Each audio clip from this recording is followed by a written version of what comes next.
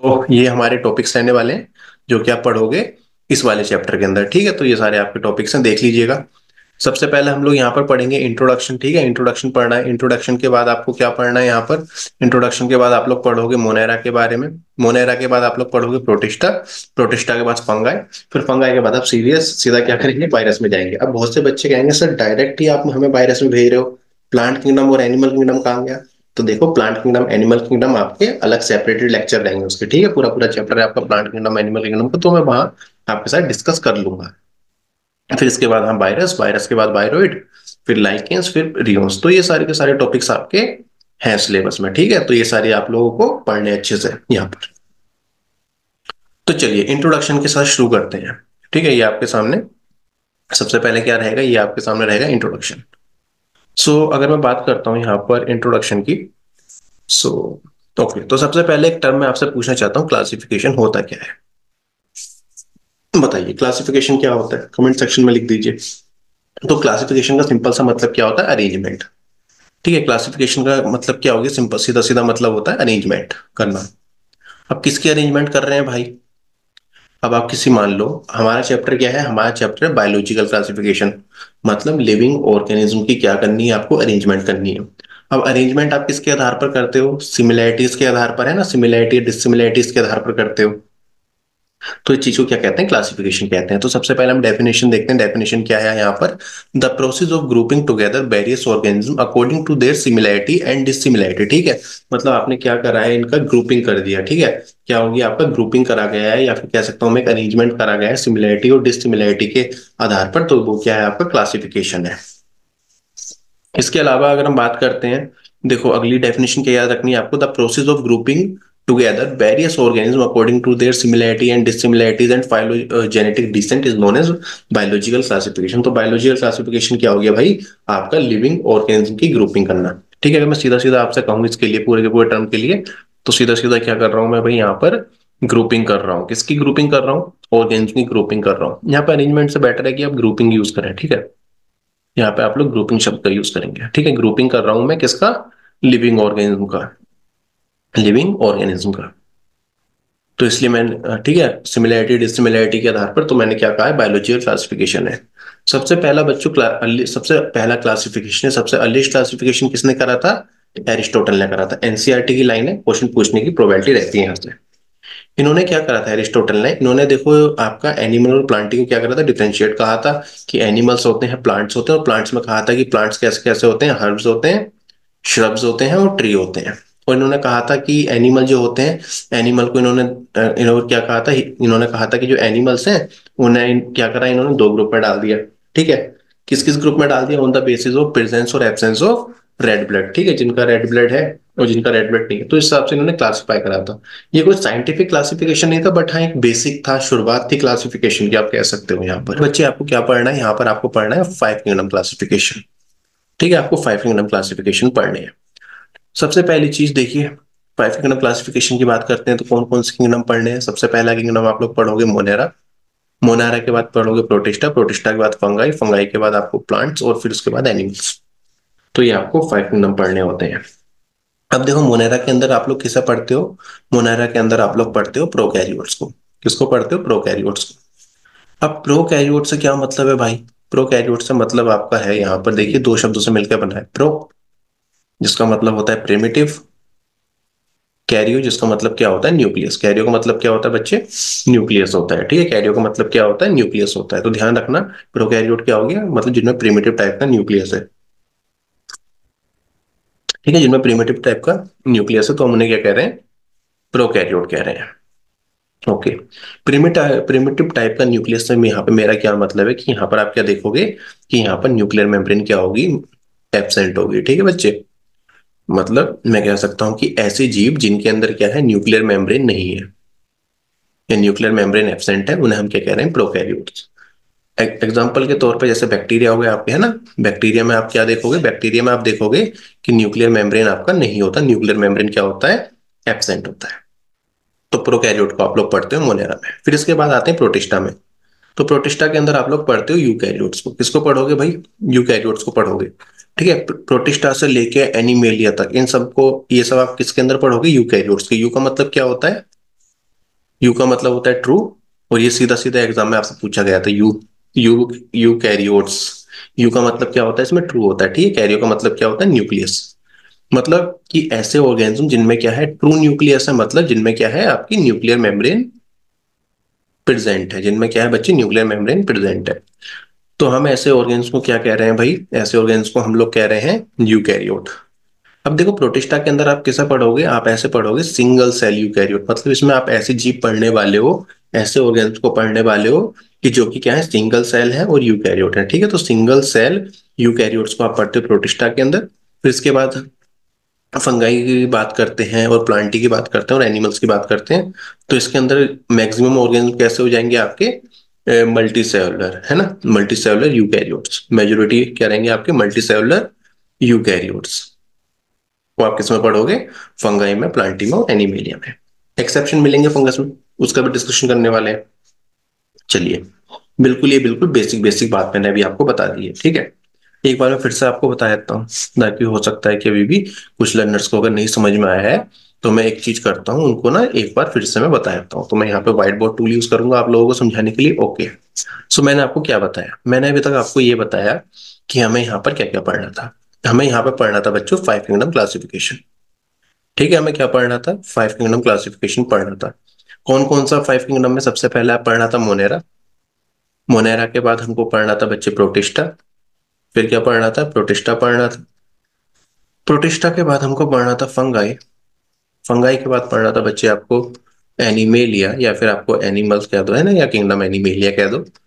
फिर इसके बाद आपको पढ़ना था प्लांटी, ठीक है। क्या पढ़ना था, प्लांटी पढ़ना था। अब इसमें देखो सबसे पहले क्या ध्यान रखना है आपको, मोनेरा में आप लोग पढ़ोगे प्रोकैरियोट। क्या पढ़ोगे बच्चों मोनेरा में, आप लोग मोनेरा के अंदर पढ़ते हो प्रोकैरियोट, और इस सब के अंदर आप किसा पढ़ते हो, इन सब के अंदर आप पढ़ते हो यूकैरियोट्स को, ठीक है, यूकैरियोट्स को पढ़ते हो। जिसमें कि प्रोटिस्टा में आप ध्यान रखेंगे, प्रोटिस्टा में आप लोग किसे पढ़ते हैं, यूनिसेलुलर यूकैरियोट्स को, यूनिसेलुलर यूकैरियोट्स को। और इन सब में मेजोरिटी ऑफ ऑर्गेन्स कैसे मिलते हैं आपको, multi cellular eukaryote, multi cellular eukaryotes. तो ये बिल्कुल बेसिक कंसेप्ट आपको ध्यान रखना है। और फाइव किंगडम क्लासिफिकेशन किसने दिया था, तो ये चीज भी ध्यान रखेंगे, बहुत ज्यादा फेमस क्वेश्चन है ये, हमेशा पूछा जाता है, ये मान के चलिए मैक्सिमम टाइम ये क्वेश्चन पूछा जाता है। फाइव किंगडम क्लासिफिकेशन दिया था आर्च बिटाकर ने, कौन सी ईयर में दिया था, 1969। अच्छा एक बात बताओ, आप में से कितने बच्चों ने ये पानी की बोतल ली है, बिस्लरी पी होगी आप लोगों ने, है ना। तो कभी बिस्लरी अगर आप लोगों ने पी होगी तो उसमें एक लाइन लिखी होती है, हम नोटिस करना, सिंस 1969। अब मैं ये तुम्हें कहानी क्यों बता रहा हूँ, अब दिमाग में बैठा लो, बिस्लरी की बोतल पे एक ईयर लिखा होता है, वो ईयर और आज पिटाकर वाला ईयर, जहां जब प्लैटिनम क्लासिफिकेशन प्रपोज करा गया था, ईयर क्या थे, सेम थे, ठीक। तो इसलिए कहानी से भी आप लोग क्या करेंगे, चीजों को ध्यान रखेंगे। चलिए फिर इसके बाद आइए देखते हैं यहाँ पर और चीजों को, और यहाँ पर समझते हैं कंसेप्ट को। तो यहाँ पर क्या हम फाइव किंगडम क्लासिफिकेशन पढ़ रहे थे, तो वो फाइव किंगडम क्लासिफिकेशन में, ओके। तो यहाँ पे देखिए, यहाँ पे क्या दे रखा है, यहाँ पर आपको बता भी रखा है डेट, ओके। लिनस ने क्या करा था, देखिए सबसे पहले ध्यान रखना, सबसे पहले अर्लीस्ट क्लासिफिकेशन, अर्लीस्ट क्लासिफिकेशन किसने दी थी, एरिस्टोटल ने दी थी। टू किंगडम क्लासिफिकेशन किसने दी, टू किंगडम क्लासिफिकेशन दी आपकी लिनस ने, ठीक है, कार्लस लिनस ने क्या दी आपकी, टू किंगडम क्लासिफिकेशन दी। फिर इसके बाद देखिए एनसीईआरटी ने सीधा फिर आपको बता रखा है फाइव किंगडम क्लासिफिकेशन का, तो ये किसने दी थी, आर एच विटाकर ने, आर एच विटाकर ने। चलिए इसके अलावा मैं और भी बता देता हूँ आपको, थ्री किंगडम किसने दिया था, ये आप मेरे को कमेंट सेक्शन में बताएंगे, ठीक है। जो बच्चा ईमानदारी से लेक्चर करता है वो ये आंसर मेरे को ढूंढ के देगा, थ्री किंगडम क्लासिफिकेशन किसने दी। और फोर किंगडम चलो मैं बता देता हूँ किसने दी थी, कोपलैंड ने दी थी, ठीक है, कोपलैंड ने दी थी क्या, फोर किंगडम क्लासिफिकेशन। अब देखिए एनिमल और प्लांट तो शुरू से थे, प्लांट शुरू से ही थे, है ना। ये एरिस्टोटल ने ही बताया, लिनस ने ही बताया, लेकिन लिनस का थोड़ा साइंटिफिक अप्रोच था बताने का, और ये एरिस्टोटल ने खाली ऊपर ऊपर से बताया था, इतना साइंटिफिक नहीं था। आर एच विटाकर के टाइम में जब फाइव किंगडम आए तो कौन सा किंगडम इंट्रोड्यूस हुआ बच्चों, फंगाई किंगडम इंट्रोड्यूस हुआ था। कोपलैंड ने आपका मोनेरा किंगडम को इंट्रोड्यूस करा था। और थ्री किंगडम के अंदर कौन सा आया था, कौन सा किंगडम आया था बच्चों, प्रोटिस्टा आया था, ठीक है। और आप लोग मेरे को कल कमेंट सेक्शन में बता दोगे, ठीक है, ये लेक्चर देखने के बाद गूगल सर्च मारना, कुछ करना, लेकिन ये बताना थ्री किंगडम क्लासिफिकेशन किसने दिया था।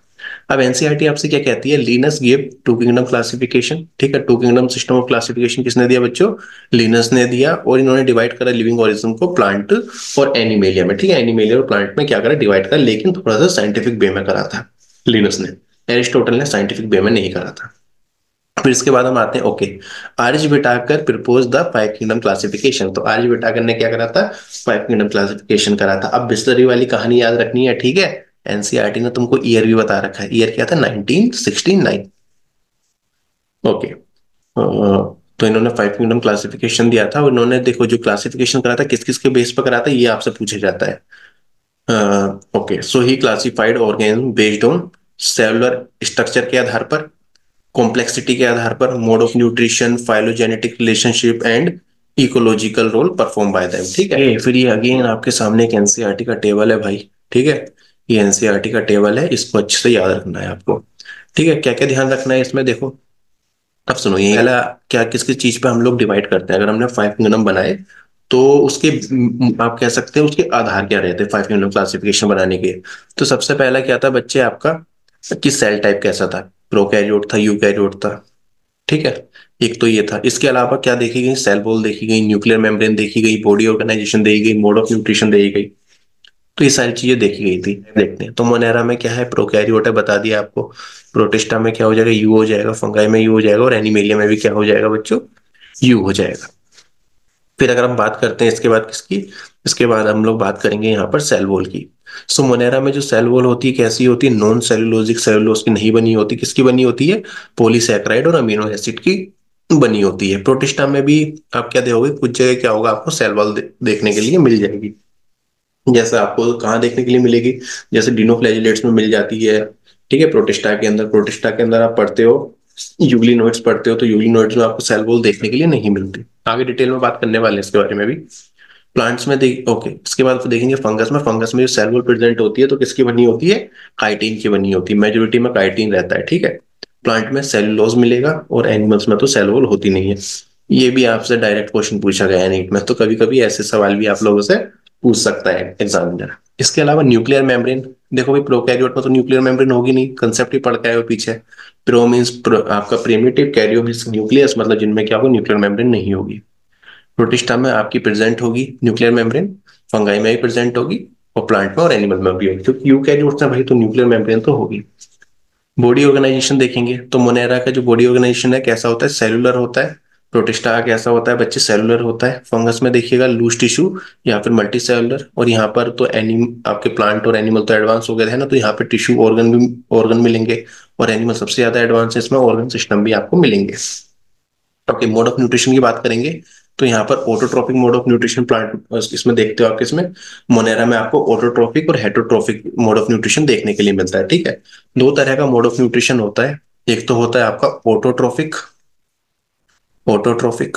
अब ऑटो का मतलब क्या होता है बच्चे, ऑटो का मतलब होता है सेल्फ। ठीक है, ऑटो का मतलब क्या हो जाएगा, सेल्फ। ट्रोपिक का मतलब क्या हो जाएगा, न्यूट्रिशन। क्या हो जाएगा, न्यूट्रिशन, मतलब ऐसे ऑर्गेनिज्म जो अपना फूड क्या करें, खुद प्रिपेयर करें, है ना, जो कि क्या करेंगे, अपना फूड सेल्फ प्रिपेयर करेंगे। तो उसे हम लोग क्या कहेंगे, ऑटोट्रोपिक। तो जो आपके बैक्टीरिया होते हैं, ठीक है, जो मोनेरा के अंदर मेंबर्स आते हैं, बैक्टीरिया वगैरह जो आते हैं, वे क्या होते हैं आपके, ऑटोट्रोपिक मोड ऑफ न्यूट्रिशन भी दिखाते हैं, और हेटरोट्रोपिक भी। हेटरोट्रोपिक का मतलब क्या हो, जो दूसरे पर डिपेंड रहे। हेट्रो का मतलब क्या होता है, डिपेंड ऑन अदर। ठीक है, तो इस तरह के मोड ऑफ न्यूट्रिशन को हम लोग कहते हैं हेटरोट्रोफिक। तो इसमें दोनों तरह का ही आपको मोड ऑफ न्यूट्रिशन मिलेगा, लेकिन मेजोरिटी अगर केस पूछा जाएगा तो इसमें ध्यान रखना मोनेरा में, कि जो मेजोरिटी होगा ना बच्चे, जो मेजोरिटी होगा वो क्या रहेगा आपका, हेटरोट्रोफिक। क्या रहेगा, हेटरोट्रोफिक मोड ऑफ न्यूट्रिशन रहेगा। देखो, प्रोटिस्टा की बात करेंगे तो प्रोटिस्टा में भी आपको ऑटोट्रोफिक और हेटरोट्रोफिक दोनों ही तरह का मोड ऑफ न्यूट्रिशन देखने के लिए मिलता है। ठीक है, ऑटोट्रोफिक और हेटरोट्रोफिक। और इसमें मैं आपको यूग्लिना पढ़ाऊंगा, मैं बताऊंगा यूग्लिना जो है वो दिन में ऑटोट्रोफिक करता है सनलाइट की प्रेजेंस में, और उसकी एब्सेंस में हेटरोट्रोफिक करता है। फंगस में बड़ा पूछा जाता है ये सवाल ही, फंगस में कौन सा मोड ऑफ न्यूट्रिशन है, केवल और केवल हेटरोट्रोफिक। प्लांट देखो फूड अपने आप प्रिपेयर कर रहे हैं ना, फोटोसिंथेसिस क्लोज करते हैं, तो यहाँ पर तो आपका क्या रहेगा, यहाँ पर रहेगा आपका ऑटोट्रोफिक मोड ऑफ न्यूट्रिशन। और एनिमल्स के लिए क्या रहना है बेटा, हेटरोट्रोफिक मोड ऑफ न्यूट्रिशन रहना है। ठीक है, इसमें अभी डिटेलिंग में हम लोग बात करेंगे। ठीक है, क्या होलोजोइक होता है, क्या सेप्रोफाइटिक होता है, तो ये सारी चीजें भी डिस्कस कर लेंगे। फिर इसके बाद हम स्टार्ट करते हैं अब सबसे पहला अपना यहाँ पर ओके मोनेरा के साथ। ओके, तो देखो बच्चों, अब आते हैं मोनेरा पर। मोनेरा में क्या क्या पढ़ना है आपको। सबसे पहले अगर हम बात करते हैं मोनेरा में, okay, this group include all kind of bacteria having a prokaryotic cell. ठीक है, तो इस ग्रुप में आप लोग क्या पढ़ने वाले हो, बैक्टीरिया को पढ़ने वाले हो। ठीक है, इसमें बैक्टीरिया वगैरह पढ़ते हो। इसमें एक डायग्राम भी दूंगा, उस डायग्राम से ये लगा लो पूरा का पूरा प्रोकैरियोटिक सेल। ठीक है, chapter number 8 cell unit of life के सारे कंसेप्ट आ जाएंगे। ओके, इसके अलावा देखो मोनेरा की अगर हम बात करते हैं, the cell do not contain a well defined nucleus, है ना, प्रोकैरियोट्स है भाई। वेल डिफाइंड न्यूक्लियस नहीं है का क्या मतलब है कि ये क्या है बेटा, प्रोकैरियोट है ना, न्यूक्लियर मेम्ब्रेन नहीं है। अगर हम बात करते हैं, they have a different shape of bacteria. ठीक है, बैक्टीरिया की आपको डिफरेंट डिफरेंट शेप देखने मिलती है, और ये क्या है, इंपॉर्टेंट है, यहाँ से आपसे क्वेश्चन पूछ लिया जाता है। कौन कौन से शेप मिलती है, अगर वे स्पेरिकल है इस तरीके से तो क्या है, कोकाई है। अगर वे रोड शेप है इस तरीके से तो हम लोग उन्हें, ठीक है, रोड शेप है तो हम क्या कहेंगे, बेसिलस है। ठीक है, अगर वो कोमा शेप है इस तरीके से है बैक्टीरिया का शेप तो हम क्या कहेंगे, विब्रियो। और अगर वे स्पाइरल है शेप में इस तरीके से तो हम लोग क्या कह देंगे, स्पाइरल है। ठीक है, तो इस तरीके से आपकी देखो डिफरेंट डिफरेंट शेप मिलती है, और चार कॉमन शेप आपकी यही होती है, स्पेरिकल, रोड शेप, कोमा और स्पाइरल शेप। ठीक है, स्पेरिकल को क्या कह रहे हैं, कोकाई कह रहे हैं, रोड शेप को बेसिलस कह रहे हैं, कोमा को विब्रियो शेप कह रहे हैं, और स्पाइरल, और जो स्पाइरल है उसको लिए स्पाइरला टर्म यूज कर रहे हैं। इसके अलावा देखो क्या है यहाँ पर, दे मेनली रिप्रोड्यूस बाय, ओके, यहाँ से भी क्वेश्चन आपसे पूछ लिया जाता है। बैक्टीरिया की बात करते हैं तो वे मेनली किससे अगर रिप्रोडक्शन की बात करते हैं तो कैसे होगा भाई, फिजन होगा। फिजन का मतलब क्या है, मान लो आपकी एक बैक्टीरिया है, ये आपकी क्या हो गई है, फिजन कर गई है, मतलब डिवाइड हो गई है दो में। ठीक है, सो रिप्रोड्यूस कैसे करते हैं बैक्टीरिया, फिजन के थ्रू करते हैं। इसके अलावा स्पोर का भी फॉर्मेशन करेंगे, लेकिन कब करेंगे बच्चे, स्पोर का फॉर्मेशन अंडर अनफेवरेबल कंडीशन। चलो यहाँ पे ये लाइन लिखिए कि अनफेवरेबल कंडीशन में क्या करते हैं, स्पोर का फॉर्मेशन करते हैं। इसके साथ साथ आप क्या देखोगे कि ये डीएनए ट्रांसफर भी करते हैं एक बैक्टीरिया सेल से दूसरे बैक्टीरिया सेल में। मतलब मान लो कि भाई एक बैक्टीरिया ये है, ठीक है, और ये क्या दूसरा बैक्टीरिया है, तो यहाँ पर आप क्या देखोगे कि यहाँ से क्या हो रहा है, यहाँ से जो डीएनए है वो यहाँ ट्रांसफर हो रहा है। और कैसे ट्रांसफर हो रहा होगा कि यहाँ पर क्या हुआ होगा, एक प्रोजेक्शन बना हुआ। मान लो ये तो बैक्टीरिया है मेरे हाथ, ठीक है, बैक्टीरिया 1 बैक्टीरिया 2, तो यहाँ से क्या हुआ, एक पिली जैसा स्ट्रक्चर निकला है। ठीक है, उसने क्या करा है, कॉन्जुगेशन ट्यूब बनाया। क्या बनाया बच्चे, कॉन्जुगेशन ट्यूब बनाया, उससे क्या करा है, डीएनए ट्रांसफर कर दिया है। सो ये क्या रहेंगे यहाँ पर आपके मोड ऑफ रिप्रोडक्शन आप कह सकते हैं। ओके, इसके अलावा आपको जानना पड़ेगा किसके बारे में, माइकोप्लाज्मा के बारे में। अगेन वेरी इंपॉर्टेंट, यहाँ से भी क्वेश्चन पूछा जाता है। अगर हम बात करते हैं माइकोप्लाज्मा की, तो माइकोप्लाज्मा जो है आपके, ठीक है, इनमें आप क्या देखोगे कि माइकोप्लाज्मा के पास सेल वॉल नहीं होती। ठीक है बच्चों, क्या मतलब आपसे पूछा जाएगा कि ये बताओ, smallest cell without cell wall. ठीक है, smallest cell without cell wall, तो आपका आंसर क्या रहेगा, smallest cell without cell wall जब हम कहेंगे तो आपका आंसर रहेगा माइकोप्लाज्मा, है ना। और इसकी खासियत क्या है, ये बिना ऑक्सीजन के भी सरवाइव करा जाता है। ठीक है, बिना ऑक्सीजन के भी सरवाइव कर जाता है। तो ये चीज ध्यान रखना कि smallest cell without cell wall कौन सा है, माइकोप्लाज्मा है। इसमें आपको सेल वॉल देखने के लिए नहीं मिलेगी, और ये आपका विदाउट ऑक्सीजन भी सर्वाइव कर जाता है। और ध्यान रखेंगे ये जो माइकोप्लाज्मा होता है, ठीक है, ये जो माइकोप्लाज्मा होता है ये किस में आता है, ये आता है आपका यू बैक्टीरिया के अंदर। किसके अंदर आता है बच्चों, यू बैक्टीरिया के अंदर। अभी हम देखेंगे बैक्टीरिया को हमने दो कैटेगरी में बांटा है, आर्की बैक्टीरिया और you bacteria. Okay, Archie bacteria की अगर हम बात करते हैं, अगेन आर्की शब्द का मतलब क्या होता है बच्चे, आर्की शब्द का मतलब क्या होता है आपका, प्रिमिटिव बैक्टीरिया। ठीक है, क्या हो गया, प्रिमिटिव, और बैक्टीरिया शब्द से क्या आ गया, बैक्टीरिया। सो आर्की का मतलब होता है प्रिमिटिव बैक्टीरिया। सो अगर आप देखोगे तो ये प्रिमिटिव बैक्टीरिया है ना, काफी पुराने बैक्टीरिया हैं, तो ये हार्श कंडीशन में भी रह लेते हैं। क्या करते हैं, हार्श कंडीशन में भी रहते हैं। जैसे कि आपके ये सोल्टी कंडीशन में भी रह सकते हैं। ठीक है, इसके अलावा ये आपके हॉट स्प्रिंग्स में भी रह सकते हैं। इसके अलावा ये मार्शी एरिया में भी रह सकते हैं। अगर ये आपके सोल्टी एरिया में रह रहे हैं तो हम लोग क्या कहेंगे, हेलोफाइल। ठीक है, सोल्टी एरिया में रह रहे हैं तो ऐसे बैक्टीरिया को हम लोग क्या कहेंगे, हेलोफाइल। जो आपके मार्शी एरिया में रह रहे हैं तो उनके लिए हम क्या कहेंगे, मिथेनोजेंस। ठीक है, मिथेन। ओके सॉरी बच्चों, को थोड़ा सा मैं जानता हूँ अभी आप लोगों का लेक्चर बीच में ब्रेक हुआ होगा क्योंकि यहाँ पे थोड़ा सा इंटरनेट इशू हो गया था, ठीक है, जिसके कारण क्या हुआ था, नेटवर्क चले गए थे। तो चलिए, हम लोग कहाँ पर बात कर रहे थे? ओके बच्चा, हम लोग यहाँ पर बात कर रहे थे, माइकोप्लाज्मा हम लोग कर लिया था, हमने आर्की बैक्टीरिया की बात कर रहे थे, ठीक है। तो आर्की बैक्टीरिया के बारे में मैंने बताया था कि भाई कैसे हैं प्रिमिटिव बैक्टीरिया और आपके हार्श कंडीशन में रह सकते हो, डिफरेंट डिफरेंट होंगे। अगर ये बच्चों सोल्टी एरिया में रह रहे हैं ये बैक्टीरिया, तो हम लोग इनको क्या कहेंगे? हेलोफाइल्स कह देंगे। मिथेनोजेंस कब कहेंगे बेटा? मिथेनोजेंस आपका, देखिए मिथे अगर आपके मार्शी एरिया में रह रहे हैं तब मैं क्या कहूंगा इसको कि ये मिथेनोजेंस है, ठीक है। मैं थर्मो एसिडोफाइल कब कहूंगा? जब ये बैक्टीरिया हॉट स्प्रिंग्स में रहेंगे तब मैं कहूंगा कि भाई ये क्या है, आपके थर्मो एसिडोफाइल है। मिथेनोजेंस का ये एग्जांपल बड़ा फेमस एग्जांपल है, यहाँ से बहुत क्वेश्चन बनते हैं, ध्यान रखना। So methanogens are present in the gut of ruminants. Ruminants का मतलब होता है आपके ऐसे एनिमल्स जो कि क्या करते हैं, चरते हैं। अब मैंने कहा है चरते हैं, इनके के जैसे गाय हो गई, आपकी बफेलो हो गई है ना, बकरी हो गई, ठीक है। तो ये आपके आप देखोगे तो इनके गट्स में कौन से बैक्टीरिया आपको मिलेंगे? मिथेनोजेंस मिलेंगे। और आपने देखा होगा कि गोबर गैस की अगर हम बात करते हैं तो उसमें कौन सा मेनली गैस होता है? तो आप कहोगे सर इतना सिंपल, उसमें तो मिथेन होता है। तो वो मिथेन कौन प्रोड्यूस कर रहा है? वो मिथेन ही बैक्टीरिया प्रोड्यूस कर रहे हैं, ठीक है। मिथेनोजेन से प्रोड्यूस कर रहे हैं। चलिए, यू बैक्टीरिया।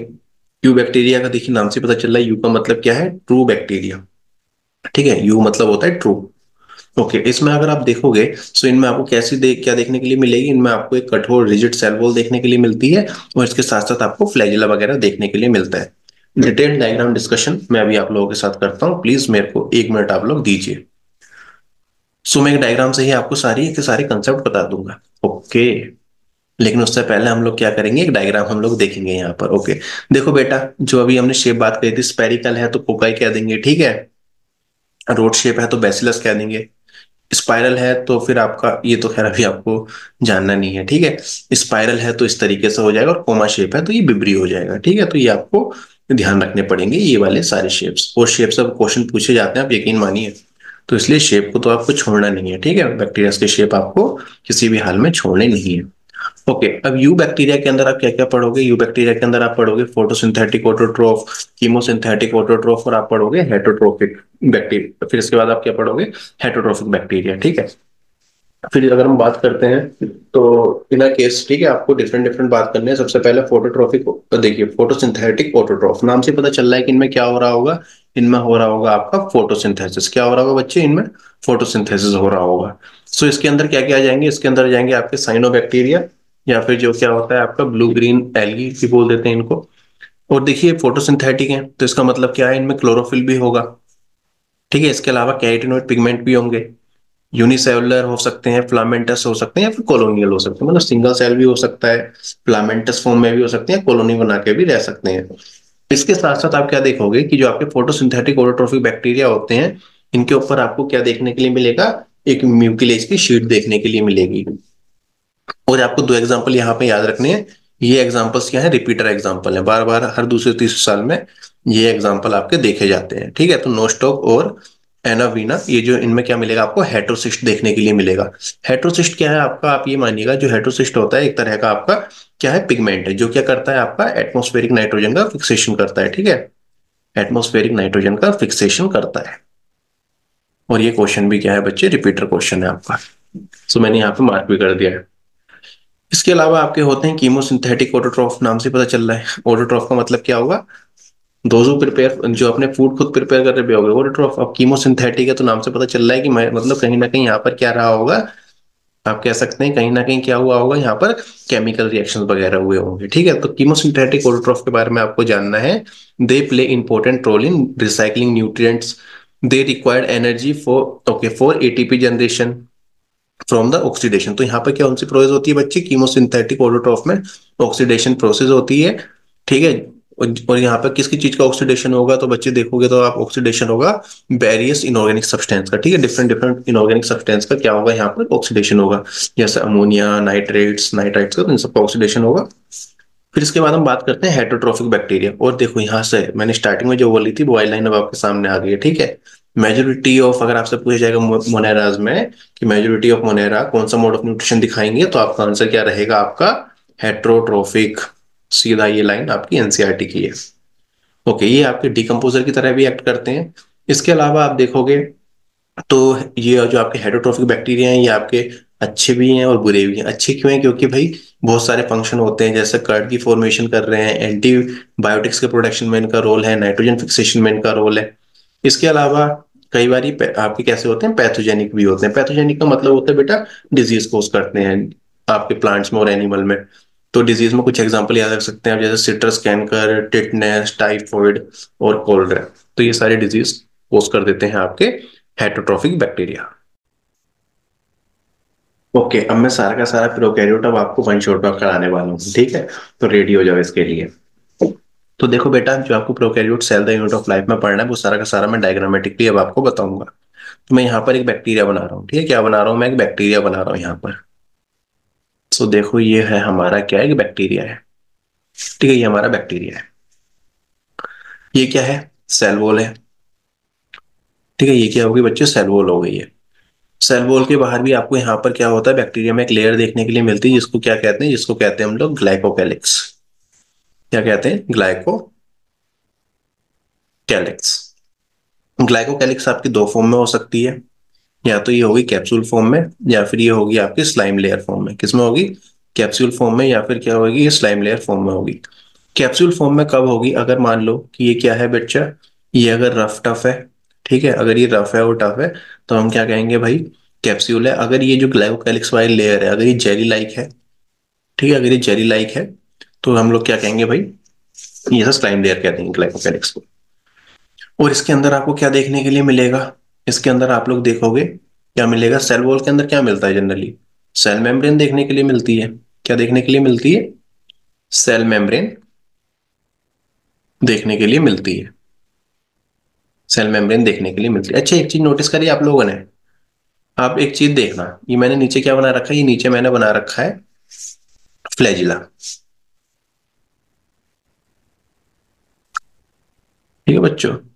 नीचे मैंने क्या बना रखा है? नीचे मैंने बना रखा है फ्लैजिला, ठीक है? नीचे मैंने क्या बना रखा है? नीचे मैंने बनाया है फ्लैजिला। कहाँ गया भाई? ओके, खो गया डायग्राम। चलो दोबारा बनाना पड़ेगा, ठीक है? दोबारा शायद डायग्राम बनाना पड़ेगा, कोई नहीं, बनाएंगे आप लोगों के लिए, दोबारा भी बना देंगे। चलो, तो यहाँ समझते हैं, ठीक है? सबसे बाहर क्या है? आपका कैप्सूल है, जो कि मतलब ग्लाइकोकैलिक्स है। क्या है बेटा? ग्लाइकोकैलिक्स की लेयर है, ठीक है? कैप्सूल है कब कहेंगे? जब रफो टफ होगी। और स्लाइम लेयर कब कहेंगे? जब जेली लाइक होगी। इसके नीचे क्या मिल रही है? एक सेल वॉल मिल रही है, ठीक है? और यहाँ पे एक चीज नोटिस करना, सेल वॉल से ही क्या अराइज हो रहा है? फ्लैजिला अराइज हो रहा है। एनसीईआरटी की लाइन है, ठीक है? सो ये आपका किससे अराइज हो रहा है बेटा? अराइज फ्रॉम सेल वॉल, ठीक है? सेल वॉल से ही आपका क्या हो रहा है? फ्लैजिला राइज हो रहा है। और फ्लैजिला का फंक्शन क्या होगा बेटा? मूवमेंट वगैरह करेगा, है ना? क्या करेगा? मूवमेंट करेगा। आपका क्या यहाँ पे फ्लैजिला से क्या करेगा? बैक्टीरिया मूव करेगा। फिर सेल वॉल के अंदर क्या मिलेगा? सेल वॉल के अंदर आपको मिलेगी प्लाज्मा मेम्ब्रेन। क्या देखने के लिए मिलेगी? प्लाज्मा मेम्ब्रेन सेलेक्टिवली परमिएबल होती है। कैसी होती है भाई? सेलेक्टिवली परमिएबल होती है। इसके मतलब इसके थ्रू क्या होगा? सब्सटेंस वगैरह अंदर आ जा सकते हैं। इसके अलावा एक चीज नोटिस करना, कि आपको दिख रहा होगा यहाँ पर कि ये जो आपकी प्लाज्मा मेम्ब्रेन है, इसके अंदर क्या है? कुछ इस तरह की इनफोल्डिंग बनी होती है, ठीक है? कुछ इस तरह की इनफोल्डिंग बनी होती है, किसमें? प्लाज्मा मेम्ब्रेन में। सो ये जो इनफोल्डिंग बनी होती है, इनको हम लोग क्या कहते हैं बच्चे? इन इनफोल्डिंग्स को कहते हैं हम लोग मीजोसोम। इन इनफोल्डिंग्स को क्या कहा जाता है? इन इनफोल्डिंग्स को कहा जाता है मीजोसोम। ओके, और ये जो इनफोल्डिंग्स होती हैं, इनके अंदर क्या मिलेंगे आपको? रेस्पिरेटरी एंजाइम देखने के लिए मिलते हैं, ठीक है? मतलब मैं कह रहा हूँ आपसे कि मीजोसोम जो कि इनफोल्डिंग है, इनके अंदर आपको रेस्पिरेटरी एंजाइम देखने के लिए मिलते हैं। और इन रेस्पिरेटरी एंजाइम में आपकी फर्दर रिएक्शंस होती हैं और आपकी एटीपी का प्रोडक्शन होता है। अब जब मैं कह रहा हूँ एटीपी का प्रोडक्शन, तो एक बात बताओ, यूकैरियोट में एटीपी का प्रोडक्शन कौन करता है? सोचो भाई, कौन करता है यूकैरियोट में एटीपी का प्रोडक्शन? तो आपने बिल्कुल सही कहा, यूकैरियोट में आपकी माइटोकॉन्ड्रिया करती है। तो इसलिए बड़ा फेमस क्वेश्चन बनता है कि प्रोकैरियोट में माइटोकॉन्ड्रिया की तरह कौन एक्ट करता है, ठीक है? प्रोकैरियोट में माइटोकॉन्ड्रिया की तरह कौन एक्ट करता है? तो आपका आंसर क्या रहेगा? म्यूजोम रहेगा। इसके साथ साथ आप क्या देखोगे? अंदर तो होगा आपका साइटोप्लाज्म होगा, है ना? पूरे उसमें साइटोप्लाज्म होगा। ये अंदर क्या है? सारा का सारा साइटोप्लाज्म है। और यहाँ पे हम एक टर्म देख रहे हैं, न्यूक्लियोइड। देखो, प्रोकैरियोट में न्यूक्लियर मेम्ब्रेन नहीं होते। जेनेटिक मटेरियल जो होगा बच्चे यहाँ पर, ठीक है, वो क्या होगा? साइटोप्लाज्म में ही फ्लोट कर रहा होगा। तो इसलिए हम टर्म क्या यूज कर रहे हैं? न्यूक्लियोइड टर्म का हम लोग जनरली यहाँ पे यूज करते हैं। न्यूक्लियोइड में ध्यान रखना, यहाँ पे जेनेटिक मटेरियल कैसा होता है आपका? डबल स्ट्रैंडेड सर्कुलर डीएनए होता है। So the main concept is that. Okay, so कैसा हो गया? यहाँ पर डबल स्ट्रैंडेड सर्कुलर डीएनए यहाँ प्रेजेंट रहेगा। फिर इसके बाद कुछ आपको स्ट्रक्चर मिलेंगे जिसको हम लोग क्या कहते हैं, पिली स्ट्रक्चर कहते हैं, और यहाँ पे पिलीन प्रोटीन होता है। एनसीईआरटी चैप्टर नंबर 8, और ये आपकी जो है थर्ड पेज पर ये लाइन यहाँ पर मेंशन कर रखी है एनसीईआरटी ने, ठीक है। पिलीन प्रोटीन यहाँ पर मिल जाएगा। इसके अलावा आपको यहाँ पर एक स्ट्रक्चर और दिखना था, फिम्ब्राई का। सो फिम्ब्री स्ट्रक्चर दिखेगा जो कि आपका क्या कर पाएगा, सरफेस अटैचमेंट में हेल्प करवाता है। और ये आपका प्रीवियस ईयर क्वेश्चन रहा है मेडिकल एंट्रेंस एग्जाम का। इसके साथ साथ आपको राइबोसोम देखने के लिए मिलेंगे, लेकिन खासियत ये होती है जो प्रोकैरियोट्स होते हैं इनके 70s राइबोसोम होते हैं, और इनका जो रोल होता है प्रोटीन सिंथेसिस में रोल होता है। प्लाज्मिड की बात यहाँ पे नहीं करेंगे, प्लाज्मिड की हम बात करेंगे बायोटेक में। खाली इतना ध्यान रख सकते हैं, it is extra chromosomal DNA with self replicating property is known as the plasmid. Plasmid आपका एक तरह का क्या है, डीएनए के समान ही एक स्ट्रक्चर है, ठीक है। इसका जेनेटिक इंजीनियरिंग में काफी रोल होता है। और एक नोट पॉइंट हमेशा ध्यान रखेंगे कि जो प्रोकैरियोट्स होते हैं आपके, यहाँ पर आपको सीलिया देखने के लिए नहीं मिलता, cilia is absent. I hope today's session is beneficial for you. At last, if you like the session, so you may share also. At last, learners, thank you and let's crack it.